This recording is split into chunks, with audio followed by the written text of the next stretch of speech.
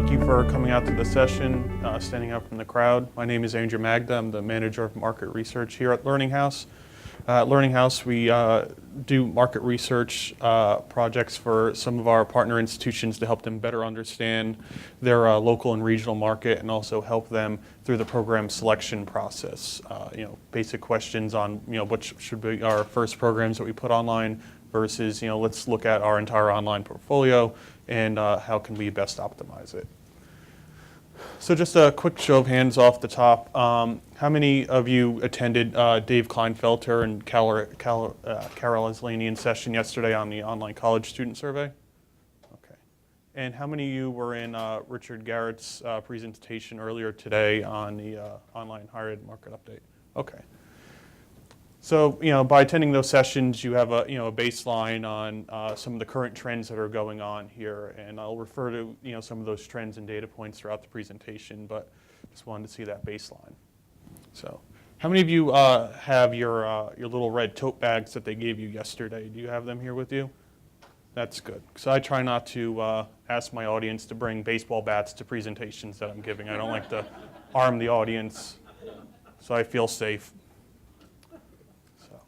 So for today's session, hopefully we'll cover three main topics. One is strategically choosing your online programs that play to your institutional strengths. I think a lot of the sessions we've been together throughout this conference are talking about leveraging your institutional strengths, because we find at the Learning House that programs that align with institutional mission, playing up those stronger assets, tend to be more successful online programs.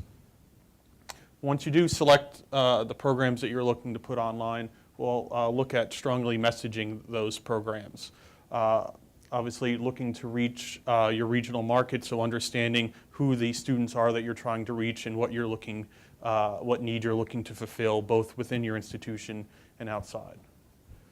And lastly, through this process, looking to develop personalized internal databases that you can use at your institution to understand online market trends near you. And as you build those databases and understand them, perhaps you'll even be able to note some of those trends and be able to react a little more quickly to market forces.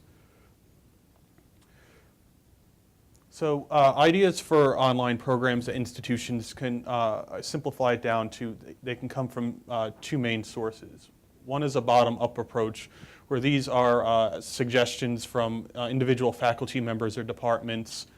This is a more organic process. Faculty are much more engaged in this, but some of the cons to this type of approach is that adoption of online programs is intermittent. Not all the departments are bought in on the process, and as a result, if you look at an online portfolio for that type of institution, there's usually gaps in the programs. You're not hitting necessarily all the major needs or market desires through this type of approach. But the advantage is faculty are more engaged in it, but it's obviously more scattershot. The other way would be a top-down approach, and this is when online is seen as part of the institutional mission. There's resources dedicated to it, so both staff resources, financial resources. There's more planning involved, strategic goals set for online. But some of the detractors to this type of approach is that with top-down pressure, not necessarily all of faculty members are equally engaged or bought into the process. They don't necessarily like to be told that they're going online, or that they have to all of a sudden learn all these different LMS systems or pedagogical techniques. So there could be more resistance there. Also, with this type of approach, not always, but there could be more. It could be more of a rushed product. So maybe not necessarily again, going through the process in a very systematic way, because there is that pressure and those goals that need to be met. So maybe not the program selected through this process may not, again, be the most ideal for the specific market situations. So quickly, how many of you would say that at your institution you have more of a bottom-up approach to online programs selection at this point? And how many would say that you have more of a top-down approach? And how many would say that you're in that gray space in the middle there, maybe a little bit of both? So mostly a top-down approach. So the result of either of those processes leads you here to the question on what exactly should we launch online. So how do you make that decision on which programs to go with and which to maybe move on from? Again, to simplify the process, there could be seen as a loose methodological approach, and these can be hallmarked of either the top-down or the bottom-up, selection process. With a loose methodology that is more, again, if you have a bottom-up approach, each department may be making their own decisions. They may have their own variables that they're looking at in selecting a particular program.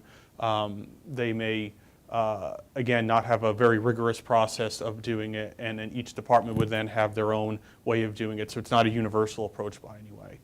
In a bottom-up approach, maybe there is a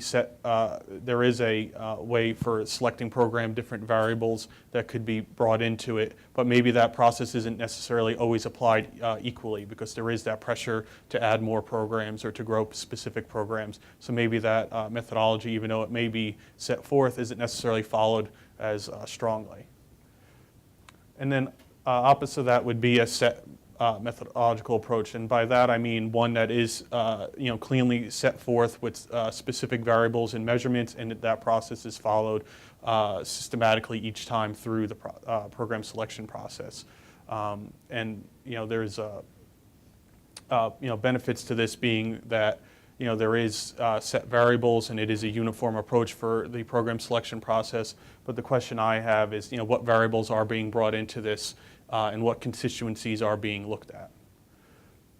So how many of you would say that you have a set approach when approaching selecting online programs, a process that you follow consistently each time? So then, do most of you then feel you have a looser process? Maybe you following certain variables sometimes, but not necessarily consistently. Okay. So for the heart of this presentation, I wanted to put forth a methodology to consider, and I start with three main constituencies that I feel has to be examined through when selecting a specific online program. And it follows, the business adage of the 3 C's: the company, the customer, and the competitors. So in this case, the prospects, that would be the customers, but the prospects aren't necessarily just your students that you're looking to serve, but it also includes the region that you're in.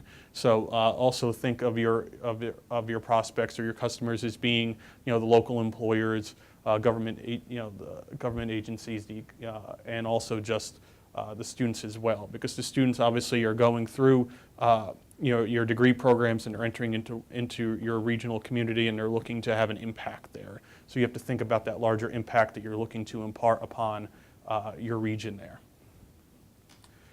The school, that would be the company. So you have to also look at, again, your internal assets, what you're bringing to the market that may be unique. What are you looking to do with these online programs? So specifically thinking about online is not just a way of putting more degrees out there, but is there something online can do internally within your institution to help you maybe have a better set of metrics or a way of managing internal processes. So again, taking the program selection process, can that be used for both selecting online programs as well as future ground programs?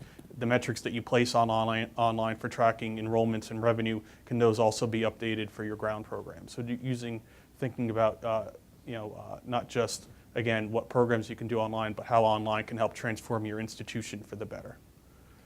And your competitors. Your competitors are not just other institutions within your region, but they're also other institutions nationally. A lot of national online institutions are out there.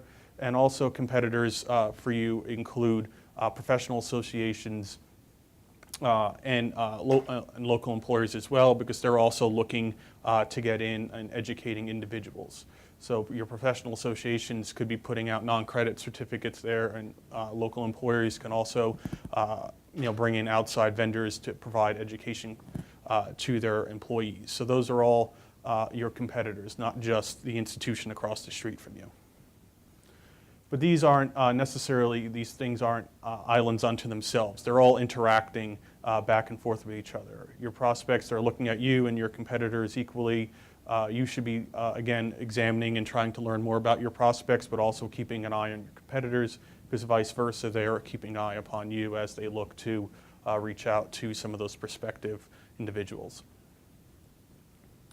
So what I wanted to do is walk through each one of those constituents and in a little more detail, looking to see some different methodologies you can use for measuring each one of those groups.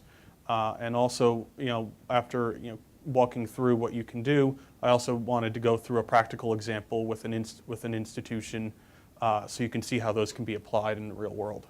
So starting off with yourself, the institution, we really have to identify what internal assets that you have. We've been talking about that a lot lately throughout this conference, but I'm really pushing for you to almost make a physical list of everything that you feel your institution possesses that is unique and valuable and that the students should really take note of. If they were to describe yourself, give that elevator speech to a prospective student, what would you tell them about your institution that truly is unique about your institution and why they should choose you versus a national online provider or the other institution just down the block from you? So some of these things can include your campus experience and also your traditions that you have at your campus. I know with Penn State World Campus, Penn State University, each individual graduating year has a chapter of what they call the Blue and White Society, which is an alumni organization. But they start these chapters while they're still students. And what they look to do is foster relationships within these students outside of the classroom, just different campus experiences that they can have, outside of the classroom to really foster that relationship that they are, Penn State students, that they aren't just students at Penn State. And what World Campus saw was that was a very valuable experience for those on-ground students. So they tried to translate that into an online version for their online global campus students, World Campus students. So they were able to found their own chapter of the Blue and White Society, and students were able to join that and then virtually interact with each other outside of the classroom space. And then, given that large majority of Penn State students are within Pennsylvania, if they had a certain critical mass within a certain part of the state, they actually tried to stage events in those parts of the state and invite these World Campus students out to it to again foster that relationship with the university, so they can feel more bonded to the university that they are attending. Also looking at members of your faculty. So obviously you don't necessarily have to look to create a rock star faculty member as in the MOOC case, but you do possess certain faculty experts on staff, so why not try to leverage them in the developing of these programs? So if you know that you have a particularly strong accounting faculty, maybe that should be one area that you start looking for online program development, because you can already leverage those internal assets. Perhaps that particular program was recognized by a certain association, and that's all different things that can be melded down into that marketing messaging that you're putting out there, that you have a renowned accounting program. Wouldn't you like to be a part of that? Also, with those faculty members, they may equally have connections back into local or regional businesses within that same field that you can look to leverage. That can be working with employer partnerships to again help funnel prospective students to your program, but also maybe alumni working in those businesses that could want to come back and maybe get a new certificate or degree to help advance themselves further. Another area you can look to leverage into, again, is that maybe that alumni or that advancement office. They obviously have connections with local businesses because they always are looking to solicit donations. Wouldn't it be great for them to go out there and propose a partnership that, instead of just necessarily asking them for donations for the college, but really bring them closer to the institution by, developing some sort of partnership around some of your new online programs that you're looking to put out there. And then lastly, looking at your internal structure. So that's not just looking solely at just what services that you have and how you can translate that into an online experience, such as tutoring and retention services, but also looking, are you, fully staffed and able to handle adding these new online programs? Do you really have to think about, do you have the, the enrollment counselors that are going to be able to keep up with this new volume of leads that you're bringing in? So obviously, as we all know, online leads have a very short shelf life. So are you able to, call those individuals back or email them back in a reasonable amount of time that they don't move on to the next institution? Do you have the faculty and staff expertise to build these programs? As I was just talking about, if you know that you have a strong, accounting department, maybe that is where you should start with versus trying to maybe do an accounting forensics, degree where you don't necessarily have that extra area of expertise. So building up where you know you're strong and not necessarily looking to extend yourselves too much in the process. Because if you build the program and it's built in a very hastily manner or with limited resources, I think Art Kirk was talking about, going all in. So making sure that when you go all in, that you're not going to, stretch yourself to the point of no return. So you build your list of your assets, and now the logical question is, well, how do we go about communicating them? So what I wanted to do was, I have different screenshots of an ad run by a university. This university, was founded as a nonprofit institution out in Phoenix. Then they fell on hard times and were acquired by an investment firm. And you may now they're known as Grand Canyon University. So Grand Canyon University, what these investors did was they obviously looked to grow Grand Canyon University online. So they really ramped up their online part of the business. But at the same time, they realized that they had a true asset, in their hands with that campus. So they invested heavily in that campus, built a number of new dorms, buildings, arena, and cleaned up the athletic fields, and really now use that asset in all their ads to really connect to their students that, hey, you can learn, you can study with us online, but don't worry, we have this physical campus. Obviously 99% of Grand Canyon students probably never see that campus, but at least they they feel that there is something there behind that user interface that they're going to every day, that if they ever did want to go to that campus, it would physically be there.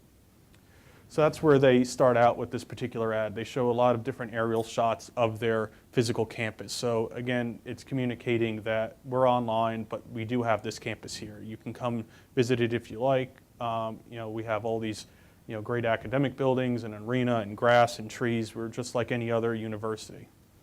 And they also have a lot of nonprofit attributes that students may look for, such as they are a faith-based institution. So they show a picture of the chapel group that students can go to. They also are the first and only for-profit institution to gain NCAA Division I athletic status. They'll be competing in the WAC conference, I believe, this fall, their basketball teams and other teams. And if you look in the stands there, those are all those nice 18 to 22-year-old students. So I think we were talking yesterday in Dave Kleinfelter and Carol Aslanian session about where does athletics rank if we do students really look to athletic conferences when selecting their program? And we didn't necessarily ask that particular question on our survey, but I would think given the investment that Grand Canyon has done within their campus and pushing for this D1 status, which is no easy feat to accomplish, I think there is some it definitely does not detract from them that they went and did this. They really poured a lot of investment into it, and they really are taking all the attributes that all of you in this room have, which is a physical campus, ground students, some of you are faith-based institutions, and they really took all that and they tried to emulate that. So they're actually trying to emulate you. You already have all these attributes already, and they had to go and invest and build all these in the last few years. They also show that although they are a majority online institution, they also show a lot of face-to-face interactions. Maybe not all their programs have these types of interactions, but I think it's another way to put prospective students' minds at ease that they do, these opportunities are out there for them. So in the I believe it's the upper left corner there, for their education programs, they show one of their student teachers in a classroom with some grade schoolers, actually getting that hands-on experience in that education program. In the upper right, you have a lady there with a gloved hand and a bullet, so maybe that's one of their criminal justice or forensics programs. So again, if you're a prospective student, you're thinking, well, how am I going to learn all these things online? through this ad, they show that maybe some of this can happen face-to-face, or maybe it has to happen wholly virtually. In the lower center there, some healthcare students with an instructor there, and on that back wall is a screen showing a virtual lab simulation. So again, another way of perhaps providing some sort of face-to-face experience, but maybe not for necessarily every single program that they offer. They end the ad with the end goal of all higher education, the graduation ceremony. Again, maybe some students that are looking to learn online are a little hesitant because, what about graduation? I put all this effort forth, maybe I do want to walk, maybe I don't want to walk. But again, they show that at Grand Canyon we do have physical graduation ceremonies here, and then they end the particular ad with the line, a private Christian education. That's what they're looking to provide you. They're providing you that private Christian education. And how are they doing that? They're doing it through online, and they're doing it through their Phoenix campus. So not just saying that it's only available online, or that we push you specifically towards online, but they do show a lot of those physical campus shots. And I think that's how you can leverage some of those assets that you have. Another ad was with University of Phoenix, and they boast that they have the largest alumni network. So how do they go about communicating that they have the largest alumni network? Well, they show the ad where the young gentleman's getting ready for his job interview, and he's putting on his suit, and he pulls up his nice bright red University of Phoenix socks. So showing that he was a graduate of University of Phoenix. He walks through the town, goes up to his, goes into the building, up to his interview, and everyone he passes, they also have these bright red socks on, indicating that they are also University of Phoenix graduates. He's just about to enter, the interview with his, future employer, and they show the employer standing there with his, opposing-looking, corporate-looking desk, but he also seems to be wearing some high-watered pants, showing off his bright red University of Phoenix socks, which puts this, candidate at ease. He takes a little breath, thinking that, oh, great, we have this connection. We're both, graduates of Phoenix. So that's how they went about communicating that alumni network, is with these, comical-looking socks. But I thought it was a creative way of going about the process. I'm not sure if they sell those on their website or not, but I would like the pair.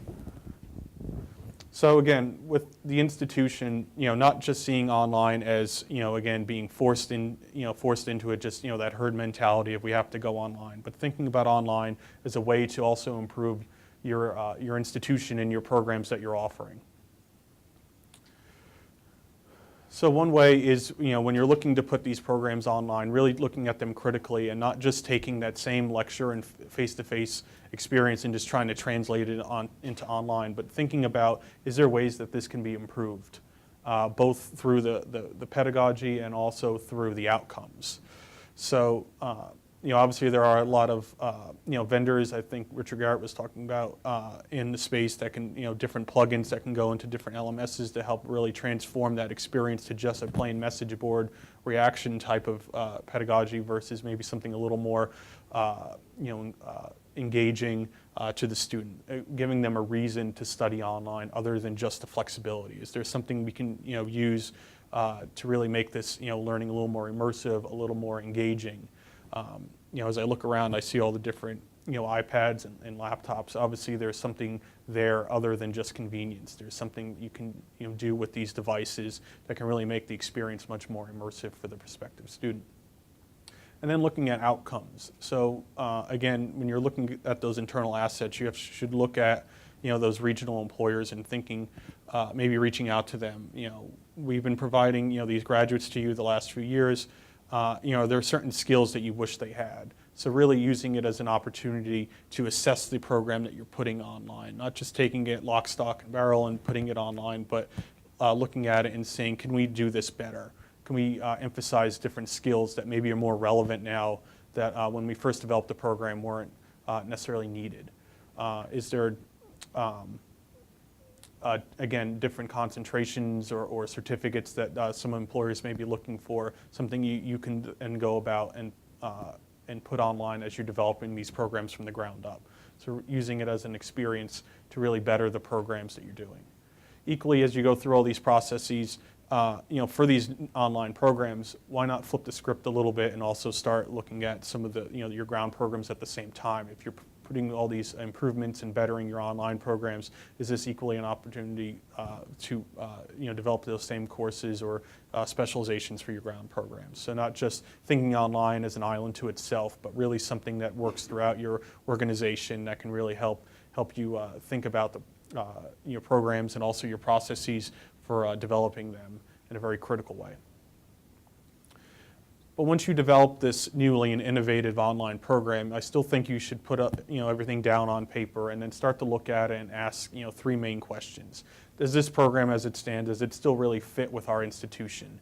Does this really help us hit our institutional mission?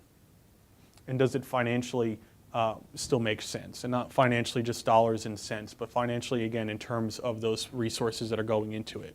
If you're building a truly new and innovative program, adding all these different elements to it, how much is that really costing you to develop? And then at the end of the day, how many enrollments are you going to have to get to justify that expense? So obviously, not just innovation for innovation's sake, but smart innovation that's really going to lead to a product that is very representative of your institution and also financially just makes sense.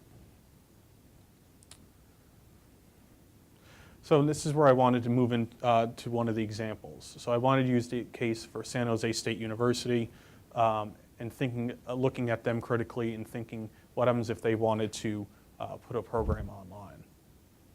So that's what they come to us with the question, what should we put online? We're San Jose State University. So again, walking through, looking at the institution, what is unique about them? What do they uniquely possess? What is something that they can look to leverage and makes sense for their institution as they look to move online? Well, you notice that their proud tagline is powering the Silicon Valley. So they're in San Jose, California. Just outside San Jose is the Silicon Valley, hotbed for tech companies and incubation ground for startups in the technology space. So that's where they really see their alignment is with the Silicon Valley. As we further go through San Jose State, we see that the faculty there maybe are more open to new and immersive online learning techniques. If you look at the screen that she's holding there, that's actually a Udacity page because they do work with Udacity. So they are open to these different learning platforms. So you don't necessarily, you shouldn't necessarily be too concerned about faculty resistance here. They seem to have some sort of momentum in the space. But if you look at what programs that they currently offer online, you see that it is a little more scattershot. You see that they're not necessarily in areas that we would associate with the mass online market. They're mostly in library science, some masters, some PhD. And if you also notice on that screen, there is actually a link for program suggestions. So they are doing it in that bottom-up approach. So if a faculty member so feels inclined to want to do something online, they go to this site and they can probably submit that request. So it's not necessarily a strategic top-down pressure or initiative at this point, it appears. So what happens if you're there at San Jose State, you're charged with trying to develop an online program or an online initiative? You would want some data. So where can you go? Well, your institutional research office obviously has a large amount of data on the institution, but as I'm sure we all know, institutional researchers are usually overworked and probably not necessarily going to pick up the phone every time you call them for some data. San Jose State's page, they actually have published a lot of the data there. If your institution is so fortunate to have that, you can look to leverage. But if not, you're probably having to go elsewhere. So one place you can go is the College Navigator. It's on National Center for Education Statistics website. You can go in there. It's pretty easy to use. You can type in the name of the institution, and it brings up a whole lot of data, including this little drop-down, which shows degrees conferred at different program levels. So if you look here, you can see that they're conferring a large number of degrees in engineering, and specifically in software engineering. So maybe that's, again, software engineering, powering the Silicon Valley. You can see some alignment there. It seems to fit with their institutional mission, with their statement. They obviously possess faculty expertise in this area because it's one of their largest degree programs that they're offering. So then if you go through, does it fit with the institution? Obviously, I believe it does with the whole power of the Silicon Valley. They're just a stone's throw from all these employers. Is it financially sound? Again, we're going to make the assumption that it is because they do already have a pretty well-established program. And is it fulfilling a need? Again, we're going to make the assumption that it does, that's given that it is such a powerful program for them already, that it is well aligned with their goals and their mission. So then moving on to prospects then. So who are you looking to serve with your online programs? I think you really need to understand a number of external factors, including student demographics, regulations, and for specific industries in your area, and also those local employers. So once you get a sense upon these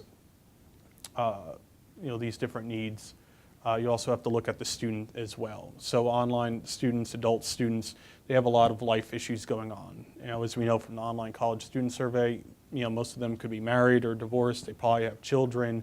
Most of them are employed. So they have a lot of different things pulling upon their time, and they do put some value in education. That's obviously why they're looking to go back, but maybe they don't necessarily have that full time to dedicate to it. So understanding that unique population that is before you, looking again regionally to maybe how your students can differ in terms of the demographics. Maybe they're a little bit older, maybe they're a little bit younger, maybe they're more male or female. But if you understand those students that are there, and then how they're reacting to again your local regional economy, and that's when you start to put together a profile to who you're looking to serve and what programs may best align with these particular needs. Again, with the online college student survey, we know that also they're looking to transfer in a large number of transfer credits as well. So with that, you're obviously going to want to again re-examine your transfer credit policy and how that can also be used in your materials. So how are the students going to benefit? I think this is also what we were talking about this morning. What are you looking to provide them? Obviously, you're asking for their time and for their money, but what are you looking to provide them? So this is when you start to really look at career alignment. Does the program you're looking to offer, does it really fit with the needs of that particular occupation? If you're looking at offering, say, a doctor to business administration, do you really want that person to go on and go on to become an accountant? Obviously, there's a disalignment there. It's just not the degree that you would need for that type of occupation. So making sure that you're providing, the students, given that they're giving you their time and their money, with an opportunity to go out in that workforce and make a difference. And similarly, looking at the growth projections for those individual occupations, making sure that they are projected to grow, how many average annual openings are there, and then looking at your competitors, which we'll do next, how many degrees are being put out there. If there's 1,000 openings a year for accountants, and that there's 3,000 accountant degrees being conferred any given year, obviously that's not the boat to jump into at first. It's to be oversaturation of degrees. So back to San Jose State. So we talked about with the online college student survey, drawing that 100-mile radius around your institution. So that's where we would start with. So with that 100-mile radius, you're going to want to obviously look at all the different competitors that are within that radius, and also look at the employers and start to, and this is where you could start to put together your own, customized database. So you're going to, draw this radius around your institution. And, again, 100 miles is our rule of thumb. If you're in a very, rural area, maybe 100 miles isn't enough. Maybe you have to go even wider than that. Within San Jose State, obviously within 100 miles of them is a pretty significant, population. You go into San Francisco and out to Sacramento, so maybe their radius can be a little bit smaller. But once you decide upon a radius that's going to work best for you, you're going to collect, all the competitors within that region, so you can start to build your database on who's out there. And then when you go to their, their sites, are they offering online programs? If they are, what programs are they? How are they messaging them? What's their target audience that they're looking to hit? And what are they doing in terms of talking about their institutional assets? These are all things that you should start to catalog together, because then that's how you can stack yourself up against them. At the same time as you're collecting this information on your competitors, you also should again look at employers. So this, what you can start to do is once you start to narrow this, maybe some of the specific programs, then you can pick the employers that might, your graduates are going to go out to with these credentials. And you can start to talk to them, understand them, what their needs are. Maybe you can, if there's any partnership opportunities for you to connect your program that you're building to that employer. Maybe they have, again, some internal need for educational resources that you can look to provide with maybe some short certificates or even some non-credit work. Just really reaching out to them and best knowing them. I think Art Kirk was talking yesterday about a school in his state. There was, I think he said it was an engineering company, and there was a tech engineering school close by, and that engineering company went out and went to Phoenix to bring them in to provide them their educational, to tap into educational benefits, even though they had a school just 5 miles down the road from them. So if you don't want to prevent that from happening, that's where you start getting your face in front of these different employers, letting them know that you're out there, that you have these programs, and you're willing to work with them. So with software engineering, if you go to the BLS or your own state labor department and start to find the occupations that are going to best align to the program that you're building, you could start to look at the growth projections. So we can see here that again, there is pretty strong growth projected for these software engineering occupations. And this is within 100 miles of San Jose State. So you can see there's thousands of average annual openings for these types of occupations. We see a little disalignment here that their BLS is noting that you typically need a bachelor's degree to enter in these fields. So again, is our master's of software engineering missing the mark? Is it just a credential that's not necessarily needed for this particular space? No, it's probably maybe not needed for the initial entry point, but maybe there are individuals that are looking to again move up in the ranks to maybe in more managerial position, and that's where these individuals can come and seek this master's degree. Another source you can go to is Indeed.com. Indeed.com aggregates specific terms within job postings. So if you search them, as I did for software engineer, it shows you over the last few years the number of times that phrase has showed up in job postings nationally. So you can kind of see the effect that some of these occupations have had over the last few years with the Great Recession and whatnot. Has there been a certain uptick or downtick? Overall, the line seems to be progressing somewhat upwards, maybe a recent dip. But again, with the BLS projections, again, showing in the next 5 or so years, these large number of openings, again, it's weighing everything up against each other. So the other thing you can do, again, is talking with those regional employers. So if you go out to Silicon Valley and you talk to these employers, you'll find out that software engineers are one of the most in-demand occupations that they have. These are where their jobs they're looking to fill. They're having a hard time filling these jobs because the skills that are lacking are specifically in project management and leadership. So that's what they're looking for. They want software engineers with project management and leadership skills. So this is where you would then come in and start, when you put together your program, maybe looking to emphasize some of those skills. And so you can graduate students and tell them that they can go to these employers and that you have project management and leadership skills, 2 areas that they're hurting for at this point. And then at the same time, you can tell those employers that you're building such a program and to keep an eye out for some of your graduates. But if you talk to workers in this space, the people that are software engineers, they'll tell you that they do have these bachelor's degrees. They're looking for jobs, but when they're looking to better themselves, when they want to move up into management positions, they're not looking for a software engineering master's program. They're actually looking for an MBA. They already feel they have the tech skills. They don't need those credentialed. They need their management and leadership skills credentialed. And what's the standard for management and leadership at the master's level but an MBA? So that's what they're looking for. They're looking for an MBA or an MBA in IT management if you have it. So that gives you that dilemma. You have to weigh all these. This is what I talk about on top of the slide, weighing everything carefully. So this is the decision that you have to start to bring in all these facts and data and bring in, and then how do you weigh them out? So then you start looking at the competition. Where do you go for the competition? Well, you can go, as I said, to the College Navigator,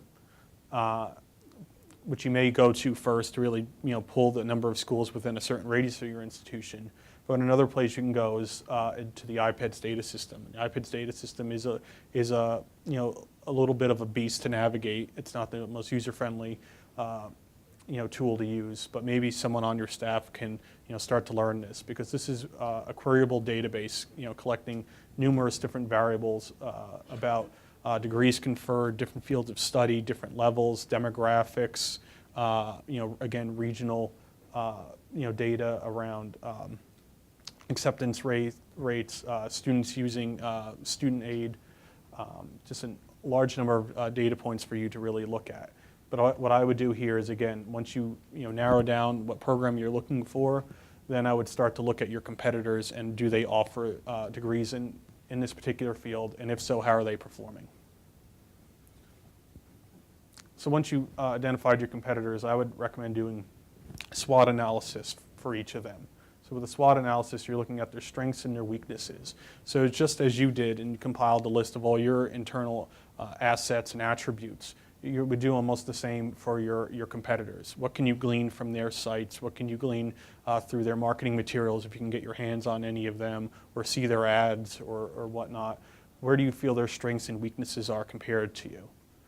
Their opportunities and threats, these are going to be more environmental. So this is when you start looking at that regional labor information, when you're looking at the professional associations and the regulations that might be going on within specific industries. Those will start to make up your opportunities and threats. And as you put all these together, you should see that the opportunities and threats that are out there are universal for both you and your competitors. So it's really just the strengths and weaknesses that are really separating you. So looking again at San Jose State, so we pulled the iPEDS information for the software engineering master's degree, and you could see with the different lines, let me see what it is. So the blue bars are the absolute number of degrees conferred within 100 miles of San Jose State.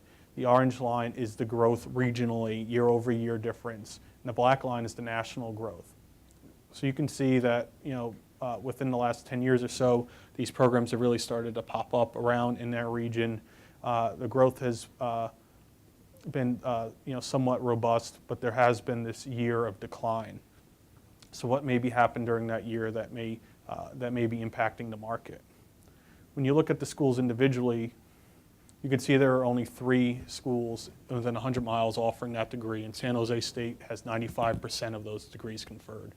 So they are the owner of that market. Not only are they the owner of their regional market, they're also the top 1 or 2 providers nationally. So if you want a software engineering master's degree, chances are you went to San Jose State University. So as we think about these online programs that we're looking to develop, does San Jose State, do they represent a special case? Or do they go full in on this no matter what the other variables are saying, just because they do have the strongest brand nationally within this space?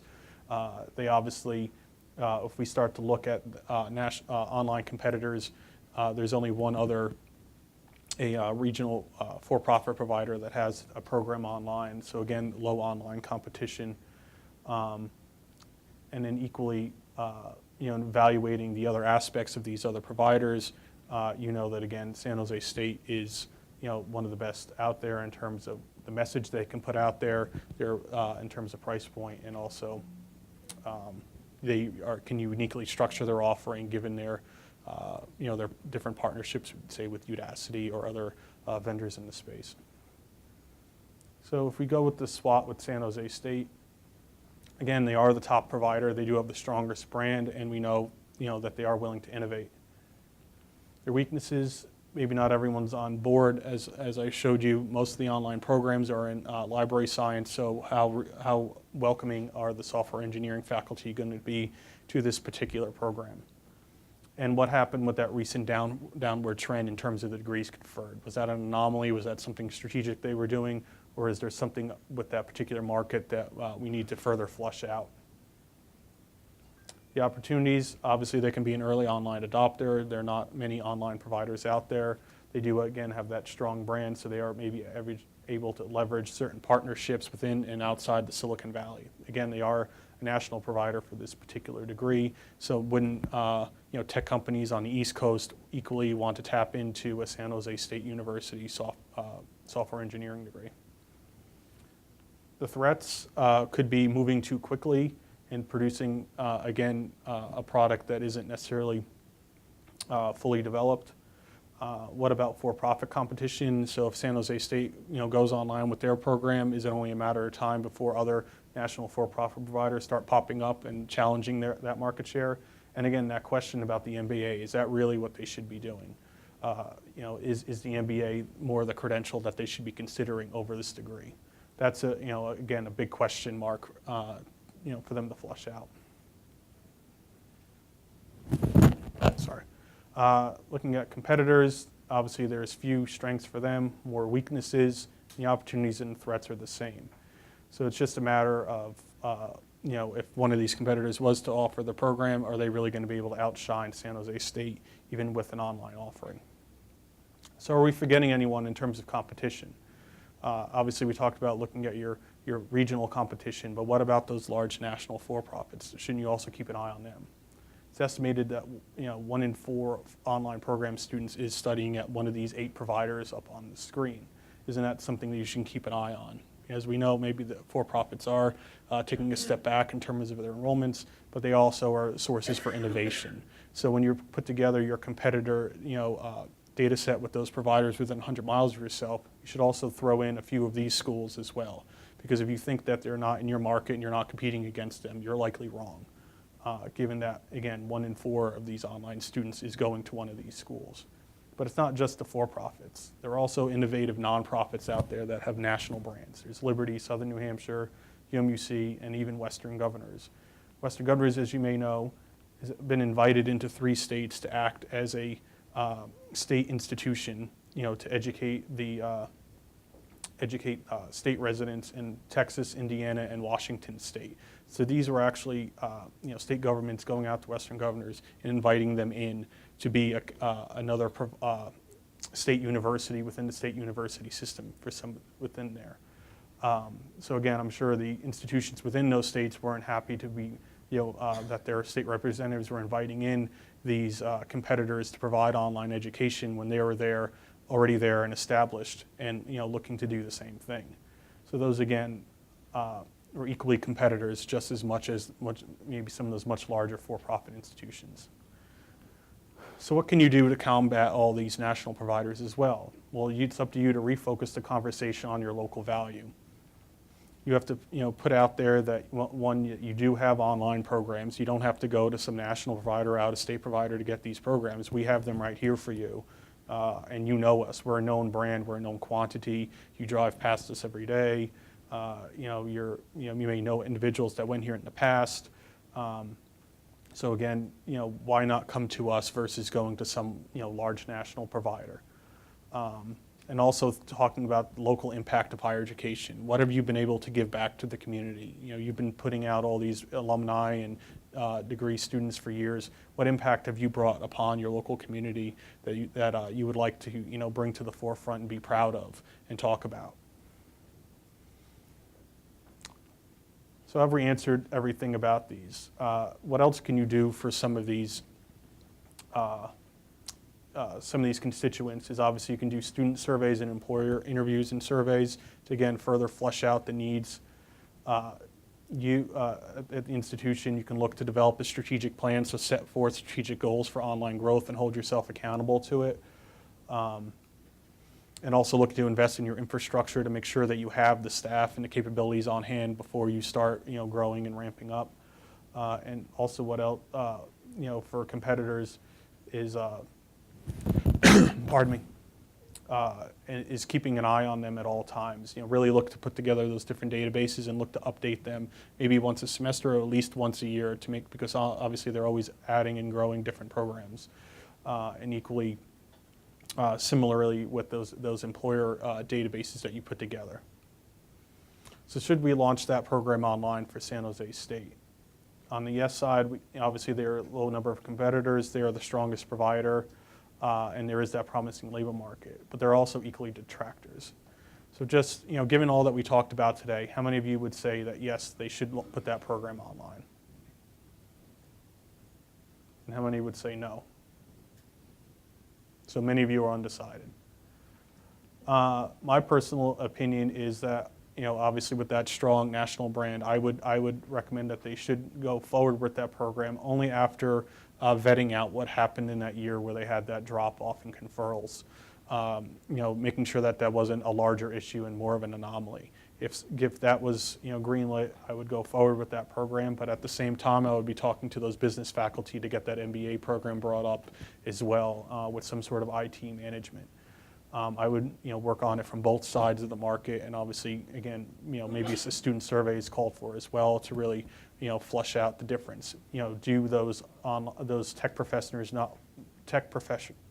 not want that Master's of Software Engineering because they don't think there is enough of a business emphasis, or are they really just out against getting another tech degree? So hopefully through the session we've been able to go through that program selection process, talk about messaging, and also talk about those different databases that you could start to put together internally to help you track the different trends. So any questions? No questions? Does the needs data source, they separate that by year, or is it only national data? Can you look at it more regional? So the question was, does Indeed, can you separate that regionally? I know through the search results that you can obviously do it regionally, and what I would recommend with that graph is maybe typing in the name of a city or a state as well with it, and then it will equally pull up with their process that state or that city and that search term, and then you can track that. I will say with Indeed, given what search terms you use, sometimes that line will look pretty up and down and wacky just because of the lower end going on with that. So that's another thing you just have to keep an eye on and weight against the other data that you're looking at. Any other questions? I must be a great presenter. No one has questions. Joe. Really a great presentation. Thank you, Joe. It made me clear about one thing. There's a disconnect between why is it that institutions do not put their large programs online. And that really brought a click with me. That is, the big programs are already succeeding. So the people that come to us are people who are not surviving. So a lot of times what we put online is not really the best thing that we have. Right. So you made that very clear in your presentation. So there's a disconnect between the school strength and what goes online.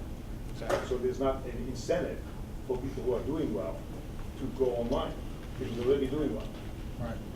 And I would recommend starting off with those ones, the programs that are doing well on ground, and then moving into other areas, and so you're able to reinvest some of that revenue that you are bringing in. But I think it is definitely a difficult conversation to have with specific departments that feel that they're already doing a good job. Why would we want to change a plan that's already working well for us? But again, thinking about that program development process, maybe there are things that they can tweak with that already successful ground program. So again, using a similar process to look critically at both the ground and the online offerings. Any last questions?